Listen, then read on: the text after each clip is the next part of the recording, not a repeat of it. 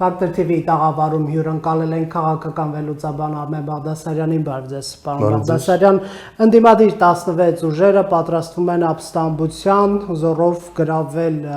շենքեր,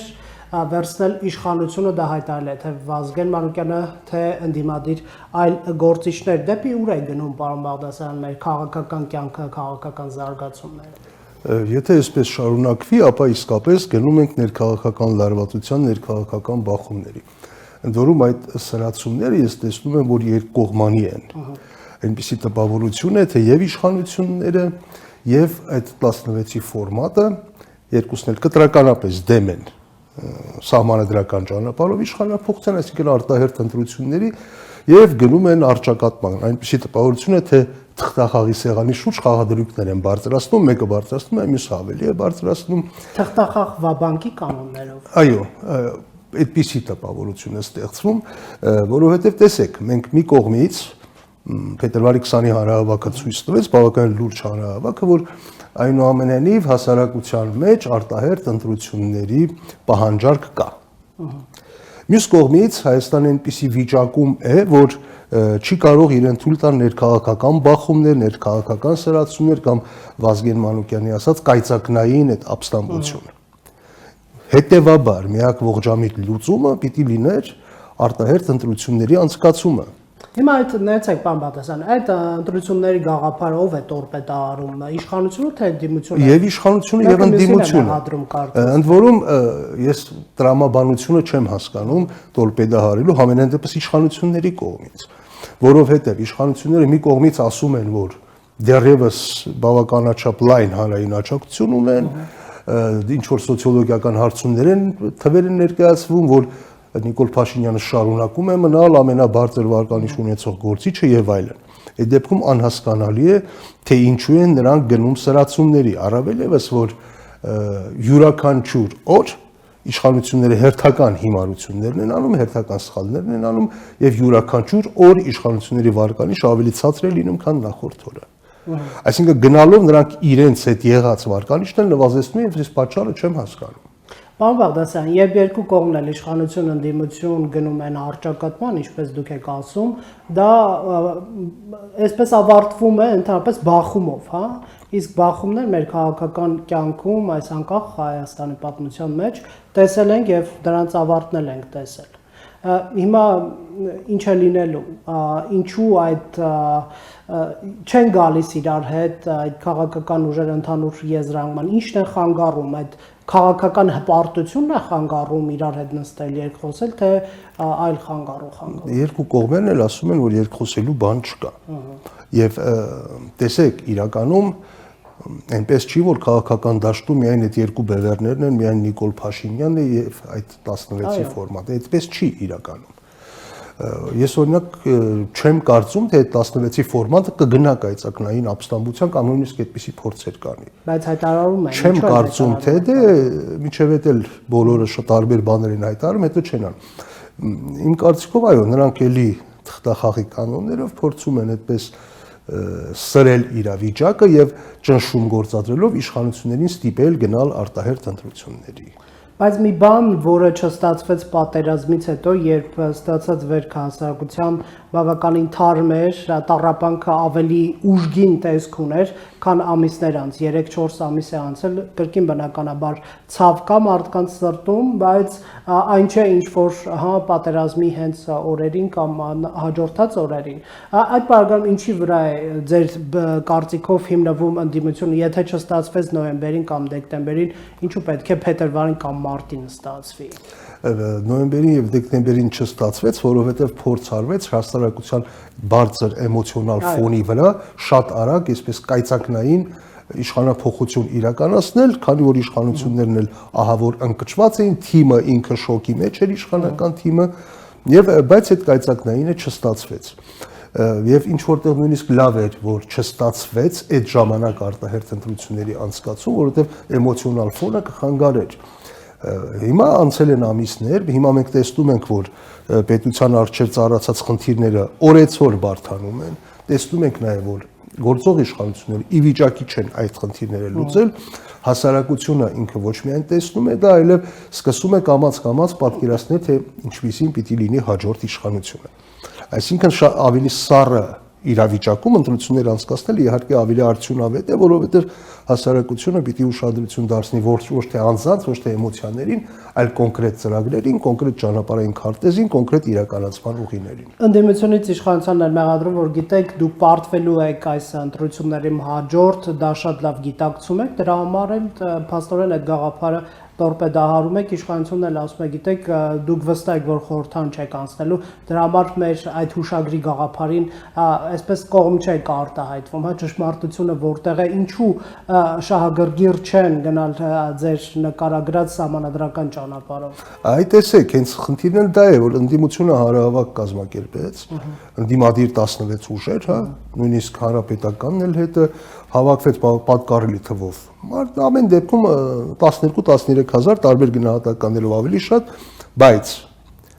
հիմա ենթադրենք այնտեղ կա 15 հազար մարդ կամ 50 հազար։ Կամ 50 հազար մարդ։ Եթե Նիկոլ Փաշինյանը վաղը հանրահավաքանի առանց վարչակարգ ռեսուրս կիրառելու, ես վստահ եմ դրա կեսն էլ չի լինի։ Այսինքն հասարակության 95%-ը չի վստահում ոչ գործող իշխանություններին, ոչ այդ ֆորմատով հավաքված քաղաքական ուժերին։ Իսկ ում է վստահում։ Այդ հարցը բարձելու համար էլ հենց պիտի անցկացվեն ընտրություններ։ Եվ գուցե երկուսն էլ օրինակ ես վստահ չեմ, որ Նիկոլ Փաշինյանը, եթե ընտրություններ լինեն, ասենք 15%-ից ավել կստանա։ Կարծում եք։ Կարծում եմ, այո։ Բայց չեմ կարծում նաև, թե այդ ֆորմատը այդքան ձայն կհավաքի։ Այսինքն պիտի լինի նորմալ քարոզարշավ, նորմալ ծրագրեր, էմոցիաները ձայները գտնվում են այս տիրույթից դուրս։ Իհարկե ձայները գտնվում են այս տիրույթից դուրս։ Դուրս եկեք փողոց եւ հարցրեք։ Նույն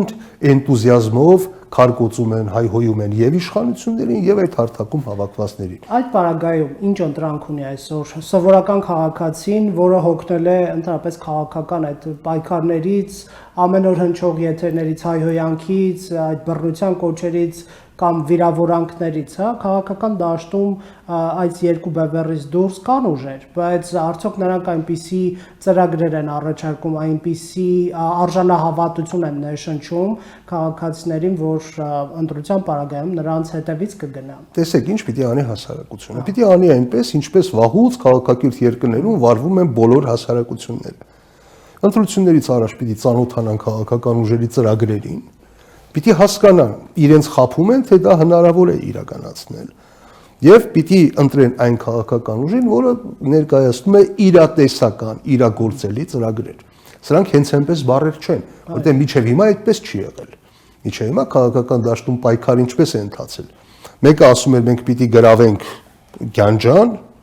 ստանում էր այսքան ձայն, մեկը ասում էր չէ, պիտի Բաքուն էլ գրավենք, ստանում էր ավելի շատ ձայն։ Մյուսը ասում էր պիտի Ստամբուլը դարձնենք Արյանցով, ստանում էր ավելի, այսինքն դա իրատեսական չէին, բայց էմոցիոնալ ընտրություններ էին կատարում մարդիկ։ Հիմա կարծում եք քաղաքացիները ավելի իրական հաշվարկներին կհետևեն։ Ստիպված են, որովհետև մենք բոլորս տեսանք, թե ուր է հասցնում 25 տարով ինքներս մեզ խաբելու այս եւ էյֆորիաների մեջ ընկնելու անիմաստ, հա,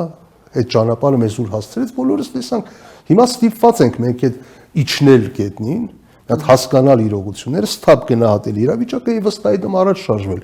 Ես անպայմանորեն չեմ ասում, որ այդպես կլինի։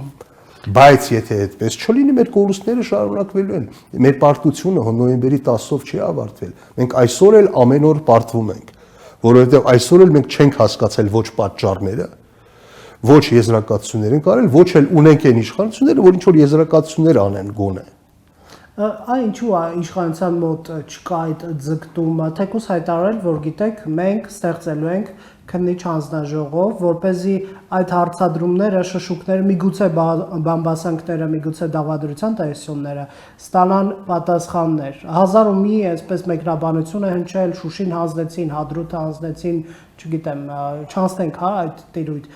Ինչ է կարծում, ինչ ունի թաքցնելու կամ պահելու իշխանությունը, որ բացեբաց չի հայտարարում, որ քննելու ենք այս պատերազմը, ինչպես արեցինք ապրիլյան։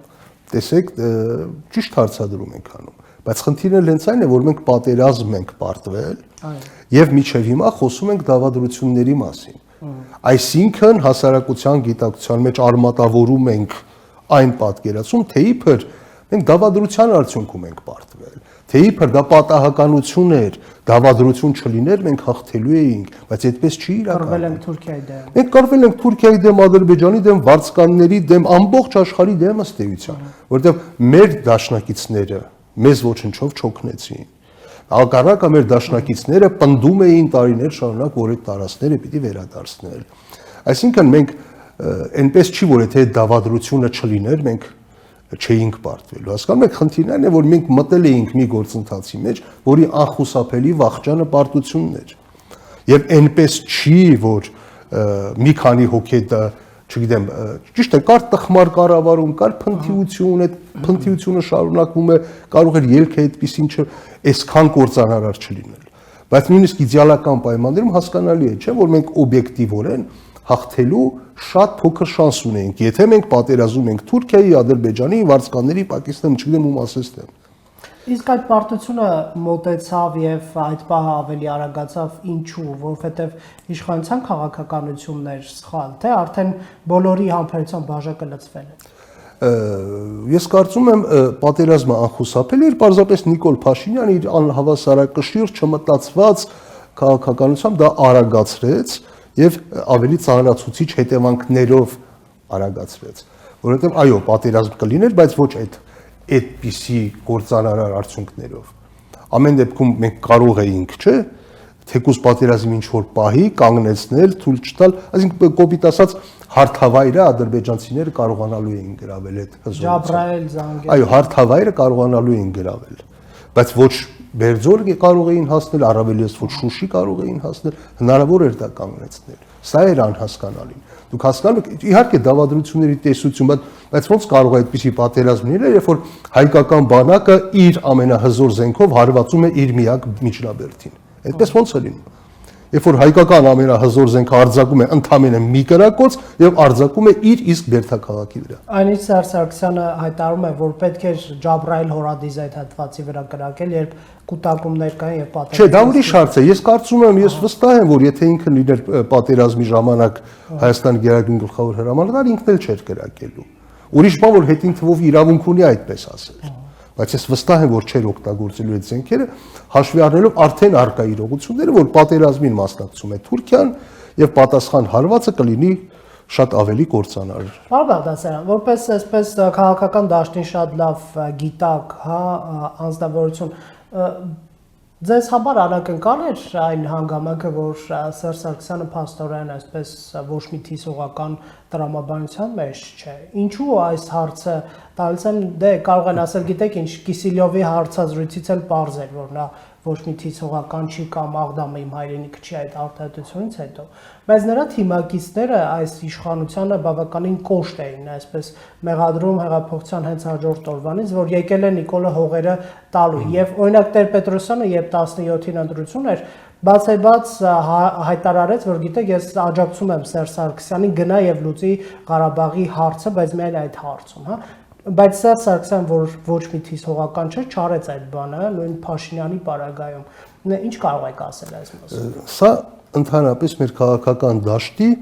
երևի ամենամեծ ողբերգությունն է, որ տասնամյակներ շարունակ Ղարաբաղյան հարցը Հայաստանում չի ընկալվել որպես խնդիր, որը պիտի լուծել։ Ղարաբաղյան հարցը ընկալվել է որպես մի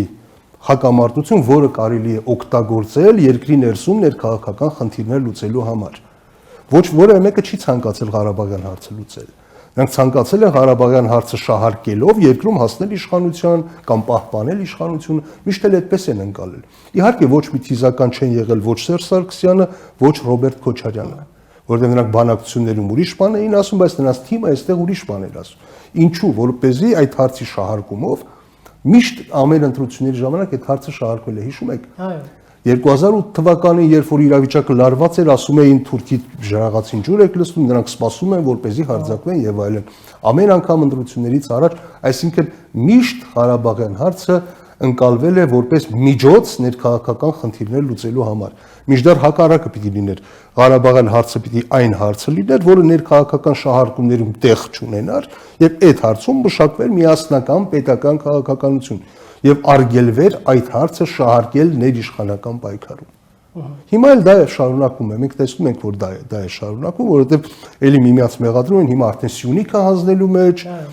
նրանք էլ ասում են, չէ, դուք եք, որ բանակը թալանեցիք եւ այլ, առանց հաշվի առնում իրականությունը բոլորովին այլ է։ Իրականությունն այն է, որ եթե անգամ չգիտեմ, այդ բանակը այդքան չթալանվեր եւ այլն, ինչ որ լավ, պատերազմը հիմա չէր լինի, 5 տարի հետո կլիներ։ Բայց մենք միջև պատերազմել ես նույն տաղավարում խոսել ենք, կհիշեք, ես ասել եմ, չէ՞ որ ամեն օր յուրաքանչյուր օր Ադրբեջանի համախառն ներքին արդյունքը Հայաստանի համախառն արդյունքից ավելանում է 80 միլիոն դոլարով ամեն օր, օրական 80 միլիոն դոլարով։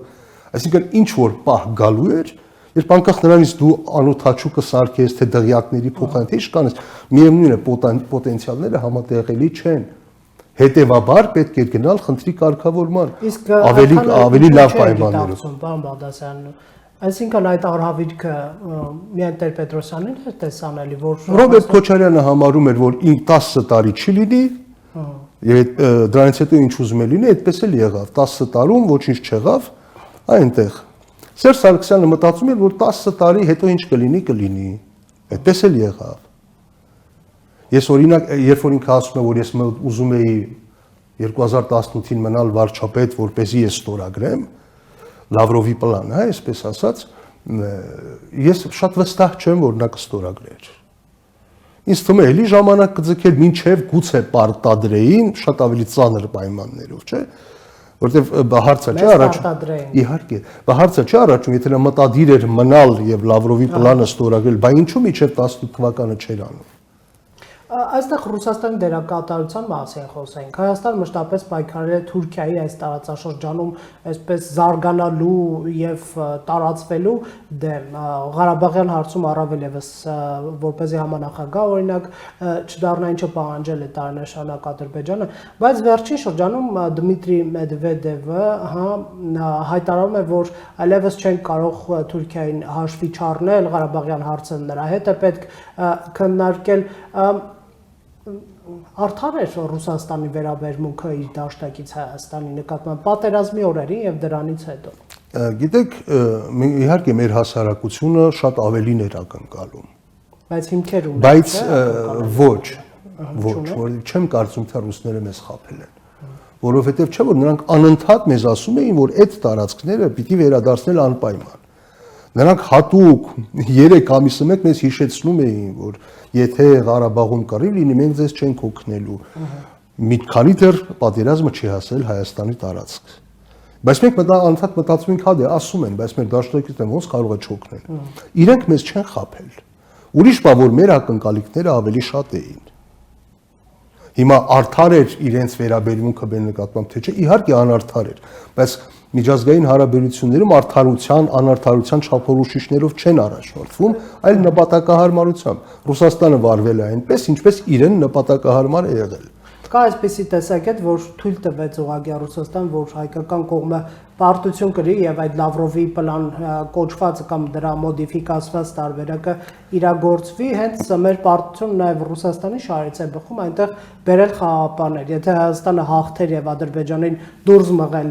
դուրս մղեր, հա, տարածաշրջանից Ղարաբաղից, ինչին էր անհրաժեշտ։ Տեսեք, Ռուսաստանի համար անհրաժեշտ էր, կարեւոր էր, որ այդ տարածաշրջանում լինի ռուսական զոր։ 25 տարի, 27 տարի հայկական կողմը հաղթանակած կողմ էր։ Մենք էինք հաղթել 27 տարի այդ իրավիճակն եւ այդ 27 տարում այնտեղ ռուս խաղաղապահներ չհայտնվեցին։ Հաղթեց Ադրբեջանը եւ անմիջապես հայտնվեցին ռուս խաղաղապահներ։ Հետևաբար Ռուսաստանը, եթե իր նպատակը այնտեղ խաղաղապահներ ունենալն էր, կարող էր այդպիսի արդյունքից գոհ լինել պատերազմի Ադրբեջանի հաղթանակից գոհ։ Բայց իմ տպավորությունը փոքրինչ այլ է, իմ տպավորությունը հետեւյալն է. Թուրքիան ու Ադրբեջանը հարձակվեցին Ղարաբաղի վրա, գրավեցին, Ռուսաստանը վերջին պահին մտավ, որպեսզի իր բաժինը վերցնի։ Այդ հաղթանակից եւ վերցրեց իր բաժինը։ Ընդհանրապես վերցրեց իր բաժինը, շատ կարեւոր իր բաժինը վերցրեց եւ մենք դրանից գոհ ու շնորհակալ էինք, որովհետեւ Ղարաբաղի գոնե մի փոքր մասը հայ բնակչությամբ կարողացանք պահպանել գոնե այդ չնչին մասը։ Բայց տպավորությունը այդպեսին էր, ռուս-թուրք-ադրբեջանական դաշինք, որը փորձում էր վերցնել ամբողջ Ռուսաստանը եկավ եւ իր մասը վերցրեց։ Թե Հայաստանի հետ Հայաստանի շահերի հետ ինչ տեղի կունենա, դա միայն մեզ պետք է հետաքրքրի բնականաբար։ Բնականաբար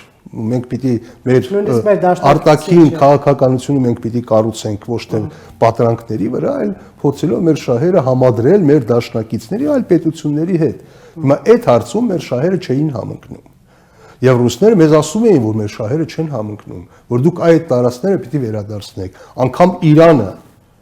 շնորհավորեց, չէ՞։ Այո։ Տարածքային ամբողջ, բայց մենք 27 տարի հաղթած ենք, ոչ մի երկիր մեզ չշնորհավորեց այդ հաղթանակի համար։ Աշխարհի ոչ մի երկիր, միջազգային ոչ մի կառույց մեզ չշնորհավորեց։ Ինչ է սա նշանակում։ Նշանակում է, չէ՞, սա որ միջազգային հարաբերությունների ասպարեզում մենք արճակատման մեջ էինք ամբողջ աշխարհի հետ։ Մեզ պետք էր պարտվել դա հասկանալու համար։ Կարելի էր հասկանալ նաև մինչև պարտությունը եւ ավելի իսկապես փորձել լուծել Ղարաբաղյան խնդիրը եւ ոչ թե ձևացնել իբր փորձում ենք լուծել։ Դուք ասացիք քաղաքական պայքարում է առավելապես օգտագործել Ղարաբաղի հարցը, դու հող հանձնող ես, ես ոչ մի թիցողական եմ եւ այլն այս տերյութում ինչին ականատես են եղել, բայց արդյոք նույն երկու նախագահները Ռոբերտ Քոչարյան, Սերժ Սարգսյան, ինչու ոչ Նիկոլ Փաշինյանը չգիտակցեցին, որ պետք է հարցը ի վերջո լուծում ստանա, հա, որպեսզի այդ թեժ կետը մարվի։ Միգուցե նրանք չեն գնում այդ լուծմանը, որովհետև չենք ստանում այն տարբերակը, այն հեռանկարը, որը մեզ էր ցանկալի, դա Ղարաբաղի Ադրբեջանի կազմից դուրս կարգավիճակն է։ Բայց քաղաքականության այդտեղ միգուցեով չի։ Չի կարելի, ասենք, խաղացեղանին դնել մի ամբողջ պետության, մի ամբողջ սերնդի կյանք, չէ՞։ Մարդ կարող է ռիսկի գնալ իր ունեցվածքով, լավ, իր ընտանիքի ունեցվածքով, բայց ոչ հազարավոր երիտասարդների կյանքով, ոչ պետ տարածքներով, ոչ հայրենիքով, չի կարելի այդպես։ Ինչ է նշանակում գուցե։ Նիկոլ Փաշինյանը պարզ ասեց, չէ՞, ասեց, եթե ես առանց պատերազմի տարածքները տայի, ինձ կասեին դավաճան, այսինքն թող 5000 հոգի զոհվի, մենակ թե ինձ դավաճան չասեն, դա նորմալ է։ Այդ ռիսկի չգնաց Փաշինյանին եք դուք սլակները ուղղում։ Ինքը գիտակցում էր թե ուր է գնում։ Հիշում եք, պատերազմ սկսելուց մի շաբաթ առաջ նա հոդված գրեց, չէ՞, սխալներ կատարելու վճռականության մասին։ Մենք էլ կարդում ենք, չէինք հասկանում, այս մարդը ինչ ասում։ Այսինքն, ես վճռականորեն գնում եմ սխալների եւ դա շատ կարեւոր է այդ վճռականությունը։ Մի շաբաթ հետո սկսվեց պատերազմ, Ղարաբաղի 70%-ը կորցրեցինք։ Հետո էլ ասեց, ես դա չէի կարող հենց այնպես, եթե հանձնեի առանց կարգի, ինձ կասեին դավաճան։ Պարոն Բաղդասարյան, ձեր հոտառությունը ինչ է ձեզ հուշում։ Հայաստանը իմացել է այս պատերազմի մասին։ Իհարկե իմացել է։ Ղեկավարությունը։ Իհարկե ղեկավարությունը, չէ, կոնկրետ հարձակման օրը, ժամը ես վստահ եմ, որ պաշտպանության բանակում էլ են իմացել, որովհետև բազմաթիվ տեղերից այնտեղ ուղղակի ծառայացներ բան ասում են, գիտեինք, որ առավոտյան պատերազմը սկսվելու է։ Գուցե կոնկրետ բանակը դա իմացել, ասենք, մի քանի ժամ առաջ կամ մի քանի օր առաջ, բայց քաղաքական ղեկավարությունը վստահ եմ իմացել է շաբաթներ առաջ, ամիսներ առաջ։ Մենք բոլորս գիտենք, չէ՞, Միացյալ Նահանգների հայտարարությունը նախորդ օրը պատերազմ սկսել։ Սահմանամերձ տարածքներ։ Այո, իր քաղաքը, այսինքն ուրիշ հարց է թե երբ կոնկրետ ճշգրիտ, բայց իմացել են իհարկե իմացել։ Պատերազմի ճանապարհով գնալը իշխանությունների կողմից դա պատասխանատվությունից խուսափելու, այսպես հողերը չանձնելու, չակերտավոր ամոթալի ծրագիրը չիրականացնելու ելքներ։ Ինչ է կարծում։ Նիկոլ Փաշինյանի դեպքում կարծում եմ այո։ Որպեսզի պատմության մեջ չմնա այսպես խաղաղությամբ, որպեսզի պատմության մեջ մնա ոչ թե որպես դավաճան, այլ որպես պարտված ղեկավար, որը ուղղակի պարտվել է, որովհետև հակառակորդը ավելի ուժեղ է։ Բայց պատասխանատու ղեկավարը պետական գործիչը այլ կերպ պիտի վարվեր, եթե նա գիտակցում էր, որ հակառակորդը ավելի ուժեղ է, պիտի խուսափեր պատերազմից ցանկացած գնով, որովհետև պատերազմի դեպքում դա այսպես թե այնպես կորցնելու ես ավելին, քան պատրաստ ես տալ։ Այսինքն ինքը չվարվեց որպես պետական գործիչ, ինքը վարվեց որպես քաղաքական գործիչ, մտահոգվելով իր անձնական վարկանիշով եւ ոչ թե պետության ճակատագրով։ Իրականության մեջ Նիկոլ Փաշինյանը գալիս էր պատերազմից մեկ շաբաթ առաջ եւ մեզ էր բոլորիս ներկայացնում մի տարբերակ I think +2 ձևաչափով կամ 7 ձևաչափով, հա, հանձնման տարբերակով։ ինչպիսին է լինելու հանրության վերաբերմունքը եւ պետական գործիչը արդյոք կարող է ուղղորդել հանրության տրամադրություններ, կարող է անկեղծ զրույց ունենալ եւ մարդիկ կհասկանան։ Այդ տարբերակը իրատեսական էր, թե հիմա post factum մենք խոսում ենք, որ գայիր անկեղծ խոսեր մարդկանց հետ, միգուցե պատերազմ չլիներ։ Եթե անգամ 1%-ի հավանականություն կար, որ իր խոսքը կընկալվի, նա պարտավոր էր այդպես վարվել։ Երբ որ 97 թվականին Լևոն Տեր-Պետրոսյանը խոսեց այդպես հասարակության, նա էլ մեծ հավանականությամբ գիտեր, որ հասարակությունը իր ասածը չի ընկալելու։ Առավելևս այն ժամանակ, երբ որ Ադրբեջանը դեռևս հզոր բանակ չուներ, ուներ քայքայված տնտեսություն եւ մեր պոտենցիալը եւ իրենց պոտենցիալը համադրելի էին, բայց ինքը այդ համարձակությունը ունեցավ,